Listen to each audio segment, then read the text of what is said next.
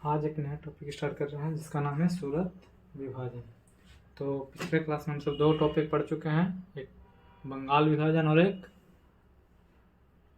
मुस्लिम league का स्थापना। तो आज नया टॉपिक है जिसका नाम क्या है, सूरत विभाजन। क्या नाम है? सूरत। नाम क्या है? सूरत विभाजन। तो सूरत विभाजन कैसे होता है उसके बारे में आज क्या करेंगे, डिटेल में चर्चा करेंगे। ठीक, तो आते हैं सूरत विभाजन कैसे होता है। जो तो पहले जरा समझते हैं सूरत विभाजन का जो पृष्ठभूमि है वो कहाँ पर रखाता है। तो सूरत विभाजन का पृष्ठभूमि, तो इसका पृष्ठभूमि, तो पहले समझते हैं सूरत विभाजन होता क्या है। जो पृष्ठभूमि, तो सूरत विभाजन होता है 1907 में। कब होता है? 1907 में। और इसका जो पृष्ठभूमि रखाता है वह 1906 के अधिवेशन में कहे गए बात के आधार पर रखा है। 1906 के कांग्रेस अधिवेशन में, अधिवेशन जो कहाँ पर हुआ था, स्थान कहाँ था? स्थान था कोलकाता। कहाँ था? कोलकाता। अध्यक्ष कौन थे? अध्यक्ष थे दादाभाई नौरोजी। दादाभाई नौरोजी। तो उन्हीं के अध्यक्षता में चार बात, इसका जो तथ्य में क्या था, इसमें चार गो बात प्रस्ताव उस अधिवेशन में रखा था है। कि इसी के पहले क्या होता है, बंगाल का विभाजन होता है। तो बंगाल विभाजन से जितना भी भारतीय जो क्रांतिकारी थे वह बहुत ही असंतोष के भावना था अंग्रेजों के प्रति। तो उसी को मद्देनजर रखते हुए, ठीक, उसी के मद्देनजर रखते हुए 1906 के अधिवेशन, जिसके अध्यक्षता कौन करते? दादाभाई नौरोजी। ठीक है ना। वो चार प्रस्ताव पास करते हैं। कितने प्रस्ताव पास करते हैं? चार प्रस्ताव। कौन कौन सा प्रस्ताव पास करते हैं? तो पहला था स्वदेशी। स्वदेशी। दूसरा बहिष्कार। बहिष्कार। तीसरा राष्ट्रीय शिक्षा। और चौथा था आपका स्वराज। ये प्रस्ताव पास कर दिया जाता है, परंतु अगले अधिवेशन जो 1907 में होता है, और ये प्रस्तावित होता कहाँ पर? प्रस्तावित होता है नागपुर में।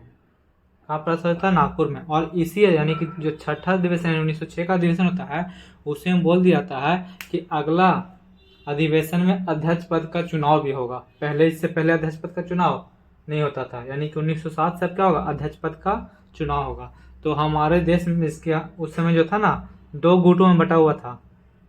एक गुट का नाम था नरम दल और दूसरा गुट का नाम क्या था? गरम दल।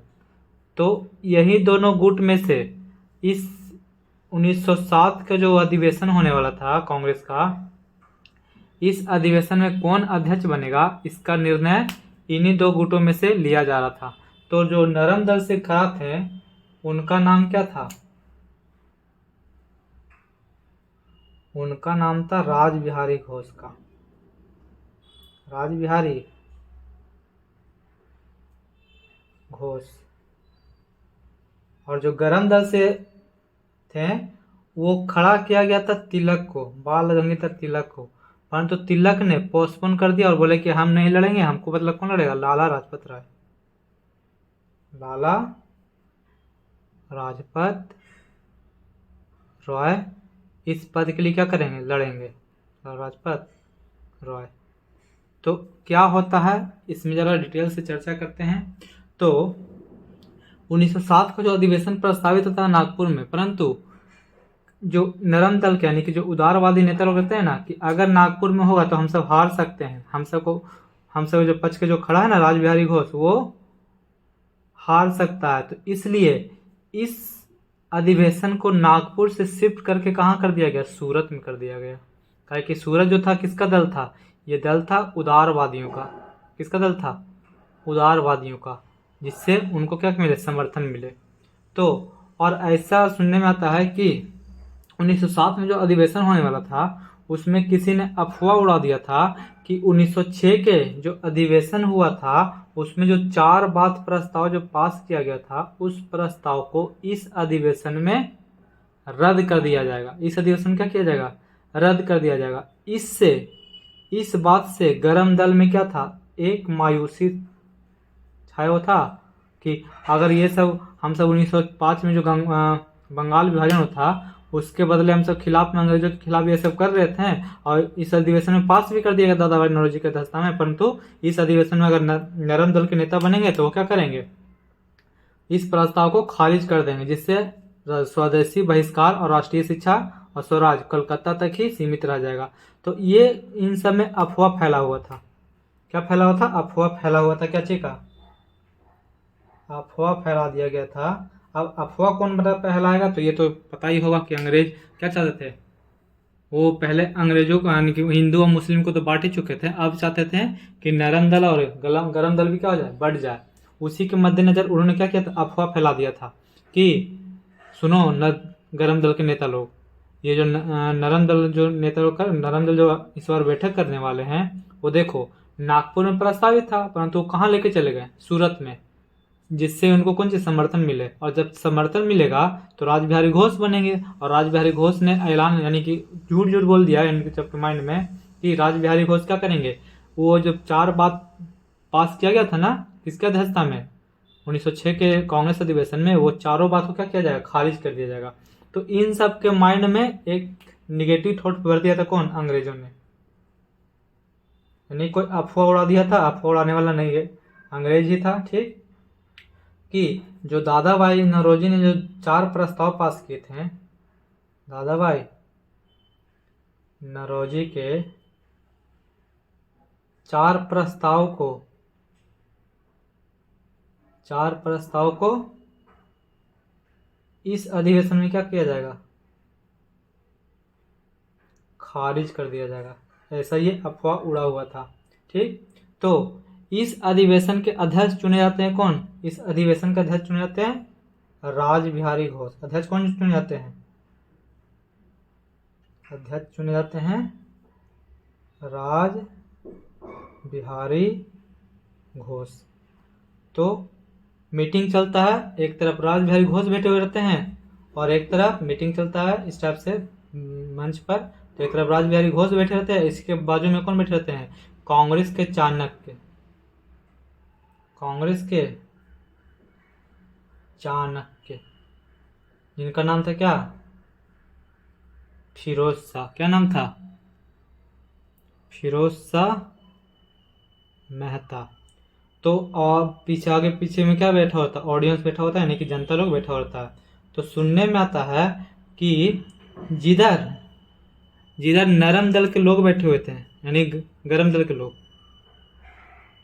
गरम दल के नेता लोग बैठे हुए थे, गरम दल के नेता लोग बैठे हुए थे, उसी तरफ से किसी ने चप्पल फेंक के मारता है और ये चप्पल फिरोज शाह मेहता के हाथ में लग जाता है, जिससे फिरोज शाह मेहता क्या होते हैं? गुस्सा हो जाते हैं, क्रोधित होते हैं और गुस्सा में आके वो एक बहुत बड़ा निर्णय लेते हैं और बोलते हैं कि आज के बाद या फिर गरम दल के सदस्य आएंगे या फिर हम आएंगे। तो ऐसा डिसीजन से कांग्रेस क्या किया था, यानी कि जो राज बिहारी घोष होते, जो अध्यक्ष होते हैं, वह गरम दल को कांग्रेस से निष्कासित करते हैं। क्या किया जाता है? कांग्रेस से निष्कासित कर दिया जाता है। ठीक, फिरोज शाह मेहता इस अधिवेशन यानी कि ये जो कांग्रेस का जो गरम दल द्वारा जो चप्पल फेंका जाता है तो फिरोज शाह मेहता के हाथों में लग जाता है और यह जो अधिवेशन होता है वह बिना किसी निर्णय का ही क्या होता है?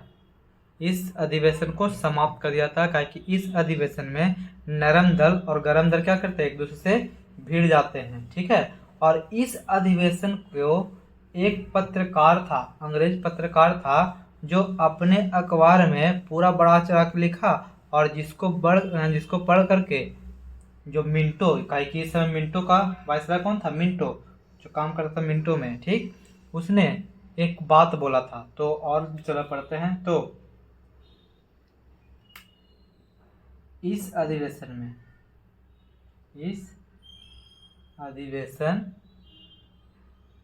में एक अंग्रेज पत्रकार था, जिसका क्या नाम था? जिसका नाम था एच निवेंसन। क्या नाम था? एच निवेंसन। क्या निवेंसन नाम था। उसने क्या करता है? उसने अपने अखबार में नरम दल एवं गरम दल के झगड़ा को या विवाद को बढ़ा चढ़ाकर लिखता है, मिर्ची मसाला लगाकर लिखता है, मिर्ची मसाला लगाकर छापता है और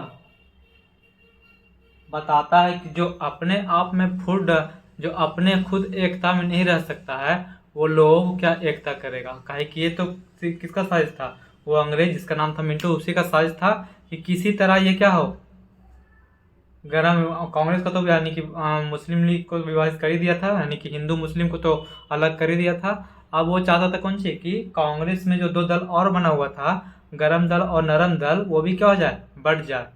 क्यों बढ़ जाए? काहे कि स्वदेशी आंदोलन से क्या होगा? अंग्रेजों को नुकसान होगा। काहे कि ये स्वदेशी और बहिष्कार आंदोलन में हम सब पढ़ चुके थे, ठीक है।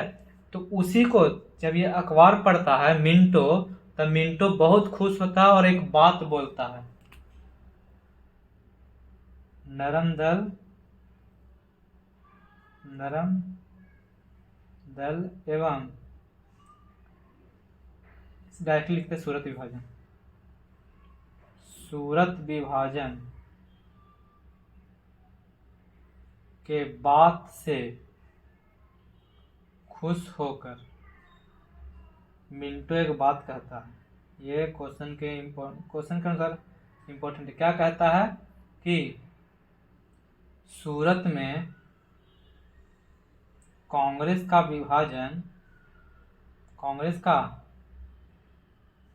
विभाजन हमारी सबसे बड़ी क्या है?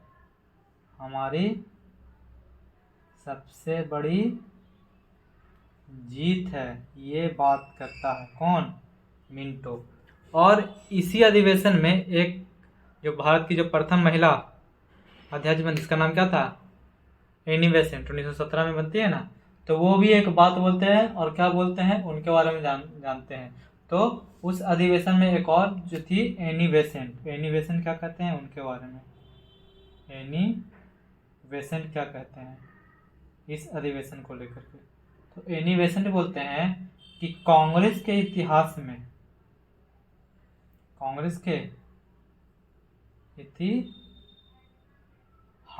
ठीक है ना, इसे काले दिवस के रूप में याद किया जाएगा। दिवस के रूप में याद किया जाएगा। ये बात एनी बेसेंट बोलती है कि जिस तरह से हम सब लड़ रहे हैं, तो वो हमारे इतिहास में क्या हो, काले दिवस के रूप में याद किया जाएगा। तो सूरत विभाजन इस टाइप से होता है। और सूरत विभाजन में क्या और निष्कर्ष निकलता है? तो यह जो सूरत विभाजन जो 1907 में जो अधिवेशन होता है कांग्रेस का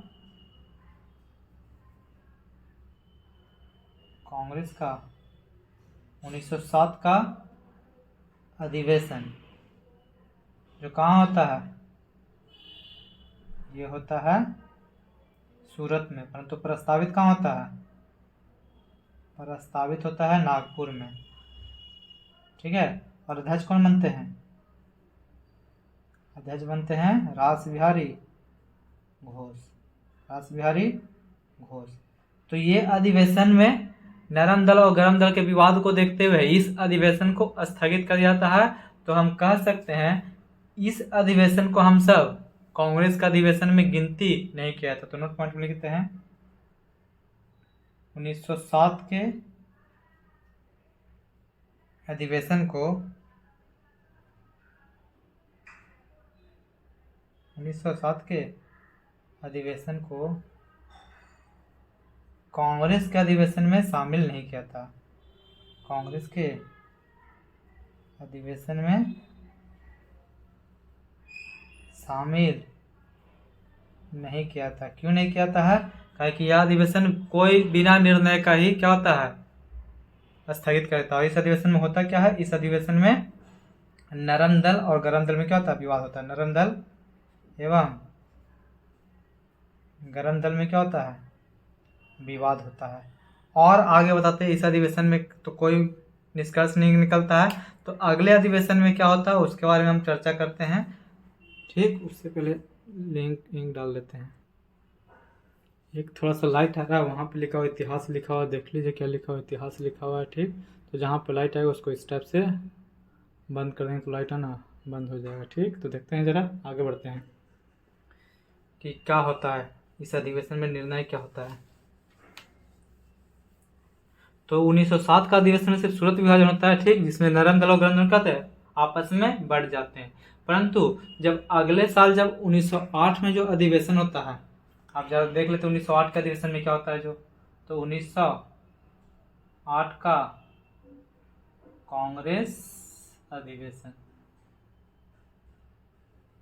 तो ये कहाँ होता है, तो पहले चल समझते हैं कहाँ होता है। तो ये होता है इलाहाबाद में। कहाँ होता है, इलाहाबाद में। इसके अध्यक्ष कौन बनते हैं, इसके अध्यक्ष कोई और नहीं बल्कि रास बिहारी घोष ही बनते हैं। रास बिहारी घोष बनते हैं। क्यों बनते हैं, क्योंकि वह पिछला जो अधिवेशन हुआ था वो बिना किसी निर्णय का ही क्या कर दिया था, स्थगित कर दिया था। और इस अधिवेशन में क्या किया था, कुछ निर्णय लिया था। क्योंकि जब फिरोज शाह मेहता इनको बोल देते हैं कि अब नरम दल गरम दल को अपने कांग्रेस में शामिल नहीं करना है, तो इसमें निर्णय लिया था। क्या निर्णय लिया था इसको जरा समझते हैं। तो इसमें पहला जो तथ्य होता है उसके बारे में समझते हैं। पहला बात, तो इसमें पहला बात होता कौन सी, कि कांग्रेस के लिए एक नया संविधान बनाया था। कांग्रेस के लिए एक संविधान का क्या किया था, रचना किया था। संविधान का रचना किया था।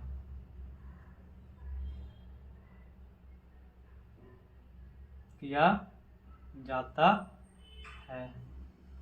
और दूसरा बात में क्या किया जाता है, और इसी संविधान जो रचना किया था उसी में एक बात कहा जाता है कि अगले 7 वर्षों तक, अगले 7 वर्षों तक गरम दल को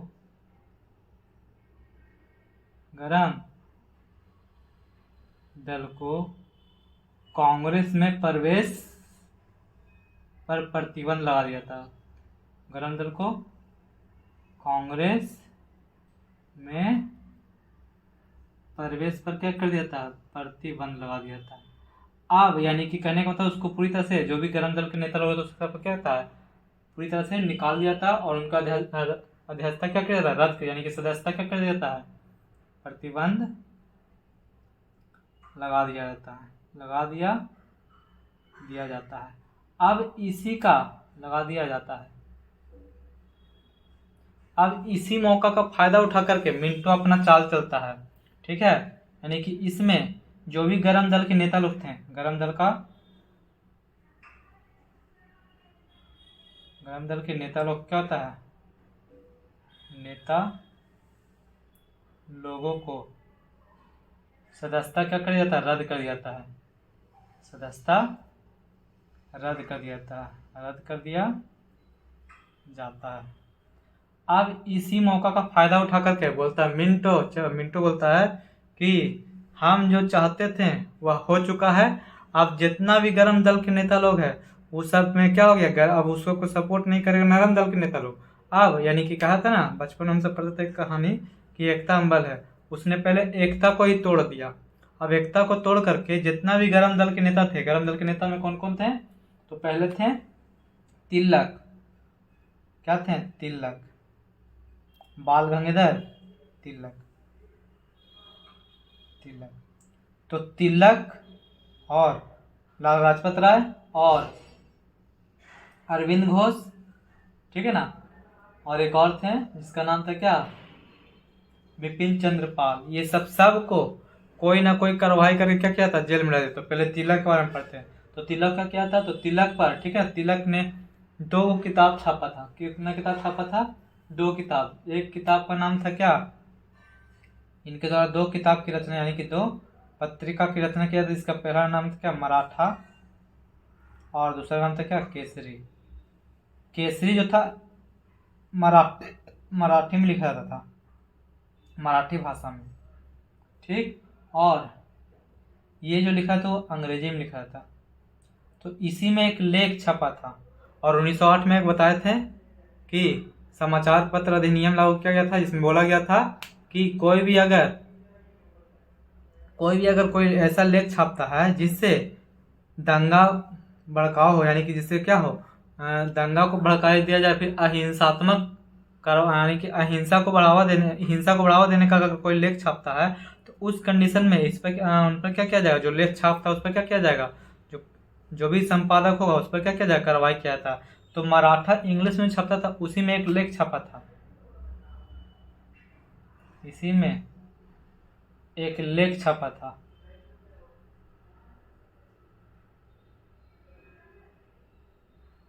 छापा गया था, ठीक है, और उस लेख को टारगेट करते हुए मिंटो ने, कहा कि पहले ही बताए थे कि कर्जन ने बोला था कि हम एक, उसके समय तो एक संजीवनी आया था जो बहिष्कार शब्द छापा था, तो उसी को मद्देनजर रखते हुए बोलता है कौन सी कि हम तो नहीं एक्ट को ला पा रहे हैं, तो हम एक समाचार पत्र अधिनियम लाते हैं। उस अधिनियम के तहत अगर कोई पत्रकार या फिर कोई पत्रिका में अगर कोई ऐसा लेख छपता है जिससे हिंसा को बढ़ावा मिलता है, या फिर हमारे खिलाफ कोई आंदोलन करता है, तो उस कंडीशन में आप उस पर कार्रवाई कर सकते हैं। तो इसी को मद्देनजर रखते हुए मिंटो 1908 में, कब? 1908 में, ठीक है, ये जो लेख छपता है उस लेख को समाचार पत्र अधिनियम, समाचार पत्र अधिनियम के खिलाफ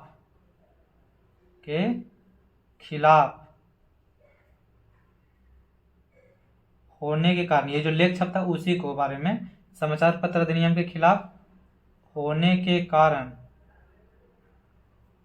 तिलक को क्या होता है? जेल होता है।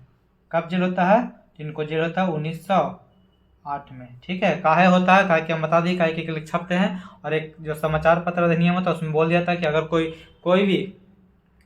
कोई पत्रकार अपने पत्रिका में ऐसा लेख छपता है जिससे अहिंसा का बढ़ावा मिलता है, तो उस कंडीशन पे क्या होगा? उस पर कार्रवाई किया जाता है। तो इसी को मद्देनजर रखते हुए मिंटो क्या करता है? इनको जेल करता है, ठीक है। 1908 में इनको पकड़ करके क्या कर देता है? जेल कर देता है। कितने वर्षों के लिए? 6 वर्ष के लिए जेल करता है। और इनको कहाँ जेल में रखा जाता है? तो इनको जेल किया था मांडले जेल। कौन सा जेल? मांडले जेल। और ये कहाँ पड़ता है? ये पड़ता है आपका बर्मा में। इसका अभी का नाम क्या है? म्यांमार। तो ये तिलक का काम था, ठीक, यानी कि तिलक को कैसे जेल होता है वो पता चल गया। फिर आते हैं लाला लाजपत राय के बारे में। लाला लाजपत राय, तो ये देखते हैं कि देखो, अगर हम भारत में रहेंगे तो अंग्रेज कोई ना कोई हम पर मुकदमा दायर करके, झूठा मुकदमा रहे या सच्चा मुकदमा रहे, वह दायर करके हमको भी क्या करेगा? जेल में भर देगा। इसलिए वो भाग जाते हैं कहाँ? विदेश भाग जाते हैं। कहाँ भाग जाते हैं? विदेश भाग जाते हैं, ठीक है। तो ये बच जाते हैं। विदेश भागने पर क्या होता है? ये बच जाते हैं। फिर अगला बचता है कौन? जिसका नाम होता है अरविंद घोष। क्या पढ़ते हैं? ये भी गरम दल के नेता थे, अरविंद घोष। इनको क्या किया जाता है? तो अरविंद घोष पर मुकदमा चलाया जाता है। इस पर ही मुकदमा चलाता है कौन? मिंटो।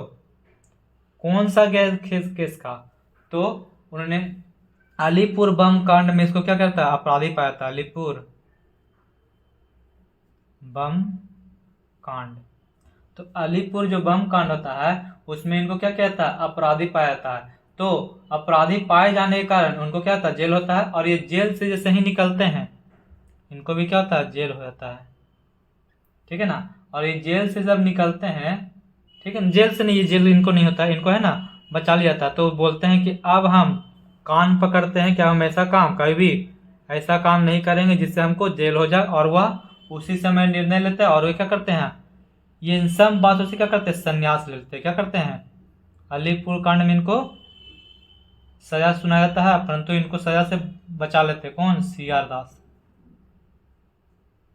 सीआर दास, ठीक है। और ये निर्णय लेते हैं, क्या निर्णय लेते हैं, ये निर्णय लेते हैं कि हम इन सब बात से संन्यास लेते हैं। अब हम किसी भी तरह का कोई भी जो होता है ना कारण, यानी कि क्रांतिकारी आंदोलन में कभी हम भाग नहीं लेंगे, हम संन्यास लेते हैं पूरी गति से। और संन्यास लेने के बाद वह पौंडीचेरी चले जाते हैं। कहाँ चले जाते हैं, पौंडीचेरी। और पौंडीचेरी में एक आश्रम का निर्माण करते हैं और वहीं पर अपने क्या करते हैं, जीवन यापन करते हैं। और उस आश्रम का नाम होता ओरोविला, ओरोविलो आश्रम। उसी में क्या करते हैं, अपना पूरा जीवन यापन करते हैं और वहाँ पे शिष्यों का क्या करते हैं, ज्ञान देते हैं, ठीक है। एक और बचते, इसका नाम क्या था, बिपिन चंद्र पाल। क्या नाम था, बिपिन चंद्र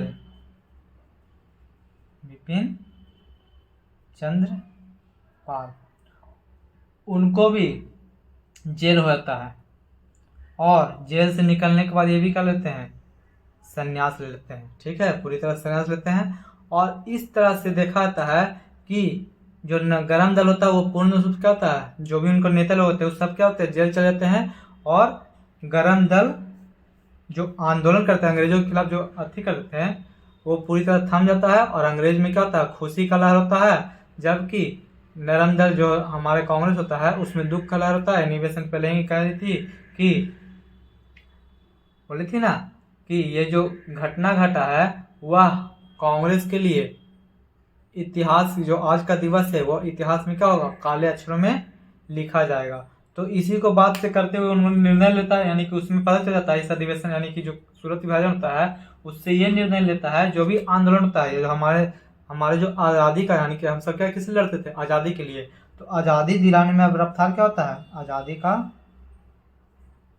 आज़ादी दिलाने का रफ्तार धीमी पड़ जाती है।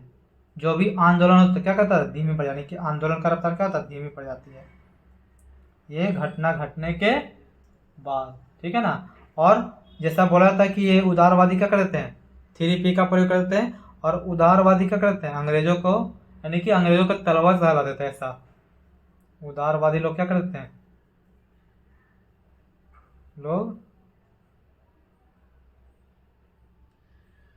उदारवादी लोगों के हाथों में पूर्ण रूप से सत्ता चलाता है। उदारवादी लोगों के हाथों में क्या करता है, हाथों में पूर्ण रूप से सत्ता चला जाता है। पूर्ण रूप से क्या होता है, सत्ता चला जाता है। और जो किसका प्रयोग कर देते हैं, पूर्ण रूप से सत्ता चला जाता है। और ये किसका प्रयोग कर देते हैं, ये करते थे 3P का प्रयोग। 3P के बारे में पहले ही बता चुके हैं, ये जिसको इसने वो पिछले क्लास के वीडियो में देख सकते हैं।